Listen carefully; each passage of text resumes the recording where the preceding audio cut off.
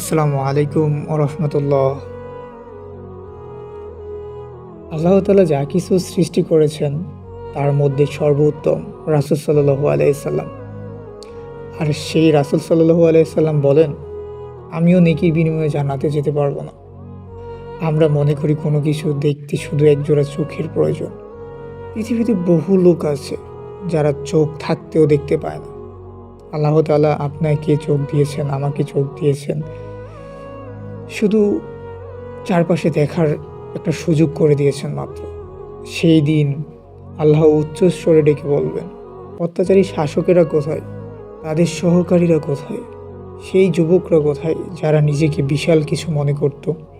সাহাবারা ছিলেন পৃথিবীর শ্রেষ্ঠ উম্মত এবং আমাদের অভিভাবক, যারা আল্লাহর সন্তুষ্টির জন্য হাসি মুখে নিজেকে বিসর্জন করতে পেরেছিলেন, ইসলামের জন্য নিজের সর্বকিছু বিলিয়ে দিয়েছেন। নিজেকে নগণ্য মনে করতেন। আর আমি আর আপনি কি মনে করি নিজেকে? আর আমি আর আপনি দিনের জন্য কিছু না করেই নিজেকে সফল ভাবতে শুরু করেছি। তারা সব কিছু করেও নিজেকে সফল ভাবতে পারেননি। রাসূল সাল্লাল্লাহু আলাইহি সাল্লাম সেই সাহাবাদেরকে বলেছেন, তোমরা নেকির বিনিময়ে জান্নাতে যেতে পারবে না। আর আজকে আমরা সবাই জান্নাতে যাওয়ার জন্য রেডি হয়ে রয়েছি। মাশাআল্লাহ মাশাআল্লাহ। আবার জান্নাত পেতে আমরা অনেকেই পীরের গোলামি করি, অথচ রাসূল সাল্লাল্লাহু আলাইহি সাল্লাম একজন সৎ কর্ম দ্বারা জান্নাতে যেতে পারবেন না যদি আল্লাহ না চান। সাহাবারা প্রশ্ন করলেন, হে রাসূল সাল্লাল্লাহু আলাইহি সাল্লাম, আপনিও কি পারবেন না? তিনি বললেন, না, আমিও নয়।